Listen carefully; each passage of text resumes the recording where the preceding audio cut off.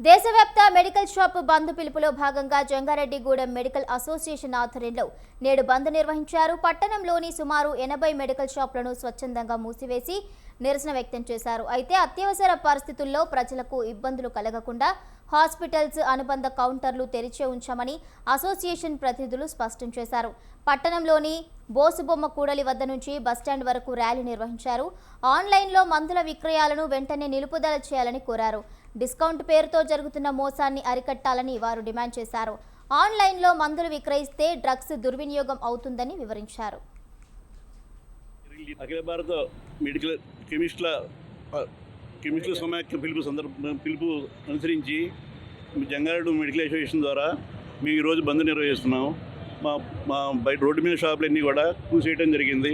ప్రతి అటాచడ్ కౌంటర్ తీర్చే ఉంది. పబ్లిక్ ఏ విధంగా ఇబ్బంది లేకుండా ఎమర్జెన్సీ డ్రగ్స్ అందుబాటులో ఉంటాయండి. ఇబ్బంది లేదు. మా వలన ఎవరికి ఇబ్బంది జరగకుండా మేము చర్యలు తీసుకున్నాం. మొత్తం మీద 80 షాపులు ఉన్నాయి. 80 షాపులు మూసివేయడం జరిగింది.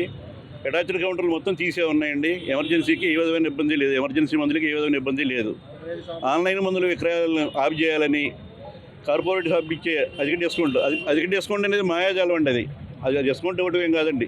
ఆ మందుల్ని దానికన్నా మనమే తక్కువకి వచ్చండి వాళ్ళకన్నా రేట్.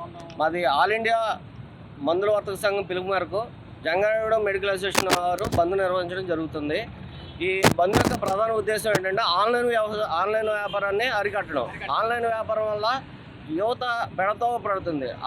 అనాథరైజ్డ్ ప్రిస్క్రిప్షన్స్ తీసుకుని మత్తు మందులు అనాథరైజ్డ్గా తీసుకుని బెడతోవ పడుతుంది. దానికి వ్యతిరేకంగా దానివలన ప్రజలందరూ ఇబ్బంది పడుతున్నారు. ప్రజలందరూ ఆరోగ్యాన్ని చెడగొట్టుకుంటారు అనేసి మేము దాని గురించి ఈ బంద్ చేస్తున్నాం. మరీ ముఖ్యంగా కార్పొరేట్ వ్యవస్థని నిర్మూలించాలి. కార్పొరేట్ వ్యవస్థలో ఏంటంటే మందులు అధిక డిస్కౌంట్లు ఇస్తారు. కానీ వాళ్ళ పర్సనల్ బ్రాండ్స్ ప్రమోట్ చేసుకుంటా ఈ జనరిక్ మందులు చక్కగా జనరిక్ మందులు ఇస్తున్నారు. అదే జనరిక్ మందులు వాళ్ళు ఎక్కువ డిస్కౌంట్ ఇస్తున్నట్టు ప్రిపేర్ చేసి వాళ్ళ బ్రాండ్ని అలవాటు చేస్తున్నారు. ఆ విషయం ప్రజలు గమనించట్లేదు.